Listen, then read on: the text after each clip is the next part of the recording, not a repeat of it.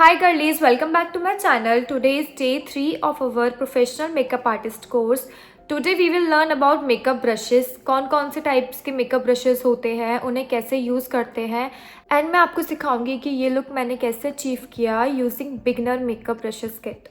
So let's get started. First we have this concealer brush. इसका size foundation brush से छोटा होता है और ये काफ़ी ज़्यादा फ्लफ़ी होता है, तो हम इससे काफ़ी अच्छे से कंसीलर ब्लेंड कर पाते हैं. ये ब्रश काफ़ी कम प्रोडक्ट एब्जॉर्ब करता है, इस रीज़न से काफ़ी हाई कवरेज आती है कंसीलर की.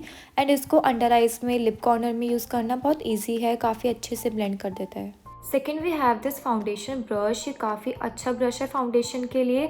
अगर आप फाउंडेशन एप्लीकेशन के लिए और ब्लेंडिंग के लिए अलग अलग ब्रश लेते हो तो आपका काफ़ी ज़्यादा फाउंडेशन वेस्ट होता है, क्योंकि एप्लीकेशन ब्रश में भी फाउंडेशन जाएगा और ब्लेंडिंग के लिए जो आपने ब्रश लिया है उसमें भी फाउंडेशन जाएगा. तो बेटर है आप एक ऐसा ब्रश लो जिससे फाउंडेशन एप्लीकेशन भी हो जाए और साथ के साथ ब्लेंड भी हो जाए. तो एक ये परफेक्ट ब्रश है, क्योंकि इसको इस तरीके से डिज़ाइन करा गया है कि हम एप्लीकेशन भी कर सकते हैं और साथ के साथ ब्लेंड भी कर सकते हैं. It's from just gold. I will link all the brushes in description box. इस ब्रश के ब्रिसल्स बहुत ज़्यादा सॉफ्ट हैं, जिसकी वजह से ये बिल्कुल भी पोकी फील नहीं होता फेस पे. बहुत ज़्यादा सॉफ्ट टच है इसका और ये प्रोडक्ट भी ज़्यादा एब्जॉर्ब नहीं करता. जैसे आप देख सकते हो मेरे ब्रश में आपको वाइट एरिया भी दिख रहा होगा ऊपर की साइड, क्योंकि इसमें बिल्कुल भी प्रोडक्ट एब्जॉर्ब नहीं होता. प्लस इसमें ब्लेंडिंग और एप्लीकेशन दोनों बहुत ज़्यादा फास्ट हो जाती है. जैसे आप देख रहे हो मैंने अपना हाफ फेस पूरा इतनी जल्दी कवर कर लिया. ब्लेंडिंग भी हो गई, एप्लीकेशन भी हो गई, सब कुछ हो गया. So it's perfect. Next we have this eyebrow brush. इसकी एक साइड पे स्पूली होती है जिससे हम आईब्रो कॉम करते हैं एंड दूसरी साइड पे एंगुलर ब्रश होता है जिससे हम आईब्रो फिल करते हैं. So this is 2-in-1 brush for eyebrow. इसका स्पूली साइड बहुत ज़्यादा फ्लेक्सिबल है. मैं इसको अपने अकॉर्डिंग बेंड कर लेती हूँ जिस भी डायरेक्शन में मुझे आईब्रोज कॉम करनी होती है, तो इससे बहुत इजीली आईब्रोज कॉम हो जाती हैं. दूसरी साइड में इसमें एंगुलर ब्रश दिया है. ये बहुत ज़्यादा फ्लैट है, थिन है, तो बिल्कुल हेयर लाइक स्ट्रोक्स आते हैं और आईब्रोज बिल्कुल नेचुरली फिल्ड लगती हैं. ऐसा नहीं लगता कि कुछ ओवर आईब्रोज फिल हो गई और शिनशाइन जैसे आईब्रोज भी नहीं बनती, बिल्कुल परफेक्टली फिल्ड होती है. अब मैं दोबारा यूज़ कर रही हूँ कंसीलर ब्रश. ये एक मल्टीपर्पज़ ब्रश है. इससे हम अपने सारे कंसीलर ब्लेंड कर सकते हैं, कॉन्टोर ब्लेंड कर सकते हैं, कलर करेक्टर ब्लेंड कर सकते हैं. तो ये बिल्कुल परफेक्ट है क्योंकि इसका साइज़ इतना छोटा है कि ये अंडर आइज़ में, नोज़ कॉर्नर्स में, नोज़ ब्रिज पे बहुत इजीली ब्लेंड कर देता है सब कुछ. तो पहले मैंने ये कलर करेक्टिंग के लिए यूज़ किया था, अब मैं हाईलाइटिंग कंसीलर के लिए यूज़ कर रही हूँ. Next time using this powder puff. मैं पाउडर सेटिंग के लिए कोई भी ब्रश रिकमेंड नहीं करती, क्योंकि उससे बिल्कुल भी कवरेज नहीं आता और अच्छे से सेट भी नहीं हो पाता बेस, तो आपके वापस से फाइन लाइन्स आ जाएंगी. तो पाउडर एप्लीकेशन के लिए मैं रिकमेंड करूँगी कि आप इस तरीके से पाउडर पफ यूज़ करो. Next we have eye shadow blending brushes. आपके पास एटलीस्ट 2 साइजेस के ब्लेंडिंग ब्रशेस होने चाहिए, जिससे एक ब्रश से आप फुल आई पे एप्लीकेशन कर सकते हो और दूसरे स्मॉल ब्लेंडिंग ब्रश से अगर आपको सिर्फ आउटर कॉर्नर में ब्लेंड करना है शेडो या फिर सिर्फ इनर कॉर्नर में करना है, तो फुल आई के लिए एक बड़ा ब्लेंडिंग ब्रश और छोटे एरिया पे करने के लिए एक छोटा ब्लेंडिंग ब्रश. अब मैं एक बड़ा ब्लेंडिंग ब्रश यूज़ कर रही हूँ फुल आई पे ब्राउन आई शेडो ब्लेंड करने के लिए. ये बहुत ज़्यादा फ्लफ़ी है और सॉफ्ट है, जिसकी वजह से बहुत अच्छे से आई शेडो ब्लेंड हो जाते हैं, पैची नहीं होते. आउटर कॉर्नर पे मैं स्मॉल ब्रश यूज़ कर रही हूँ एक डार्क शेड अप्लाई करने के लिए. नेक्स्ट हमें चाहिए एक स्मॉल ब्लेंडिंग ब्रश. इससे हम अंडर आई में आई शेडो ब्लेंड करते हैं, क्योंकि अंडर आई का एरिया काफ़ी छोटा होता है, तो ब्रश भी हमें छोटा ही चाहिए.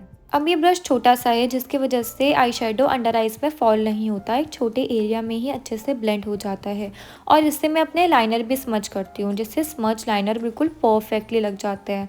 इनर कॉर्नर हाइलाइटर भी लगा सकते हैं इससे, क्योंकि छोटा है तो छोटे एरिया में हाइलाइटर बहुत परफेक्टली लगा देता है. नेक्स्ट आपके पास होना चाहिए एक फ्लैट आई ब्रश. इससे मैं शिमर शेड अप्लाई करती हूँ, क्योंकि अगर हम ब्लेंडिंग ब्रश से शिमर शेड अप्लाई करते हैं तो वो अच्छे से पिक ही नहीं होता और अप्लाई भी नहीं हो पाता. तो आपको एक फ्लैट ब्रश चाहिए जिससे आप शिमर शेड अप्लाई कर पाओ.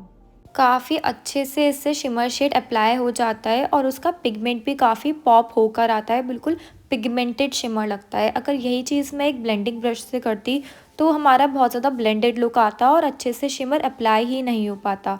तो ये बिल्कुल परफेक्ट है शिमर एप्लीकेशन के लिए. प्लस हम इससे कट क्रीज भी कर सकते हैं, क्योंकि ये आगे से काफ़ी ज़्यादा फ्लैट है, पॉइंटेड है, तो अच्छे से कट क्रीज भी ड्रॉ हो जाते हैं. और इससे शिमर अप्लाई करने के बाद फॉल भी नहीं होता, जैसे मेरा भी कहीं नहीं। नेक्स्ट आपके पास होना चाहिए एक ब्लश ब्रश। ये काफ़ी ज़्यादा बड़ा होता है और फ्लफ़ी होता है, तो इससे काफ़ी अच्छे से ब्लश अप्लाई हो जाता है और वो पैची भी नहीं होता। अब ये ब्रश काफ़ी ज़्यादा बड़ा है और फ्लफ़ी है, जिसकी वजह से ब्लश एप्लीकेशन बहुत स्मूथली हो जाती है।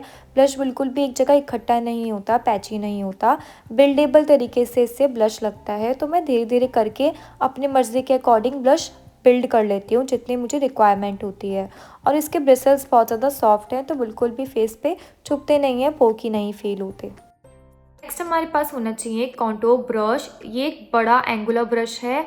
एंगुलर ब्रश मतलब इसका एंगल इस तरीके से टेढ़ा डिज़ाइंड होता है, तिरछा डिज़ाइंड होता है, तो हम इससे cheek bones, forehead, nose, jaw line सब कुछ अच्छे से कॉन्टूर कर सकते हैं इजीली। अब कॉन्टूर ब्रश के ब्रिसल्स थोड़े से टाइटली पैक्ड होते हैं in comparison to blush brush, क्योंकि ब्लश हमें फुल चीक पे ब्लेंडेड फॉर्म में अप्लाई करना होता है, पर कॉन्टूर से हमें डायमेंशन ऐड करनी होती है, फेस को थोड़ा सा स्ट्रक्चर देना होता है, जिसके लिए हमें थोड़े से टाइटली पैक्ड ब्रिसल्स चाहिए।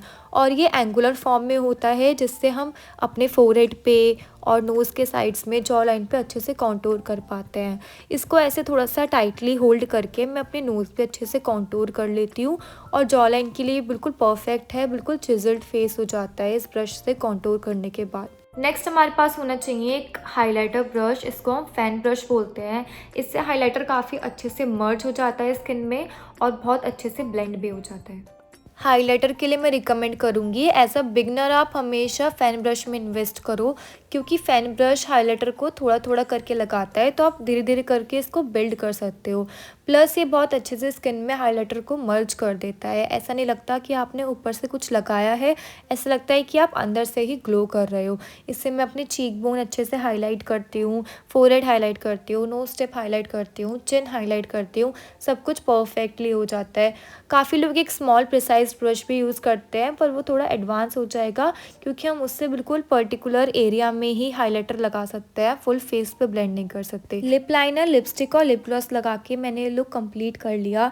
सिर्फ 10 ब्रशेस यूज़ करके मैंने आपको फुल फेस ऑफ मेकअप करके दिखाया है, तो ये 10 ब्रशेस काफ़ी हैं आपके फुल फेस ऑफ मेकअप करने के लिए। इन ब्रशेस के अलावा आपको किसी भी ब्रश की नीड नहीं है। ये एक जूम लुक है मेरे मेकअप का। सो बस इतने ब्रशेस से ही आप फुल फेस ऑफ मेकअप कर सकते हो, जैसे मैंने करके दिखाया। आज की वीडियो के लिए बस इतना ही, मिलते हैं नेक्स्ट वीडियो में।